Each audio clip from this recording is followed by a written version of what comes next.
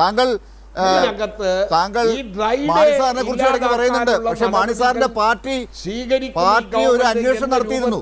ആ പാർട്ടി നടത്തിയ അന്വേഷണത്തിന്റെ റിപ്പോർട്ട് ശുക്കൂർ വായിച്ചിട്ടുണ്ടോ എന്ന് എനിക്കറിയില്ല. ആ വാർത്തയൊക്കെ പുറത്തു വന്നതാണ്. അല്ല, മാണി സാറിന്റെ പേരിൽ അന്വേഷണം നടത്തിയിട്ട് കേസെടുത്തത് ആരാണ് എഫ്ഐആർ ഇട്ടത്? എന്തിനായിരുന്നു എഫ്ഐആർ ഇട്ടത്? അന്നത്തെ ആഭ്യന്തര വകുപ്പ് ആരുടെ കയ്യിലായിരുന്നു? അല്ലല്ല, വ്യതിചലിച്ചിട്ടില്ല. നിങ്ങളാണ് ഈ കാര്യം തുടങ്ങിയത്. നിങ്ങൾ പറഞ്ഞത് മാണി സാർ രാജിവെച്ചതുപോലെ ബാബു രാജിവെച്ചതുപോലെ MP രാജേഷ് രാജിവെക്കണമെന്ന് നിങ്ങൾ ആവശ്യപ്പെടുകയാണ്. ബാബു കോഴ വാങ്ങി, അതിന് വ്യക്തമായ തെളിവുണ്ടായി.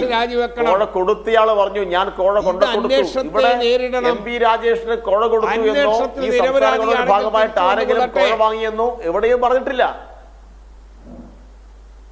കോഴ ആര് വാങ്ങി എന്നുള്ളത് ഏത് കാര്യത്തെക്കുറിച്ചാണ് അന്വേഷിക്കേണ്ടത്?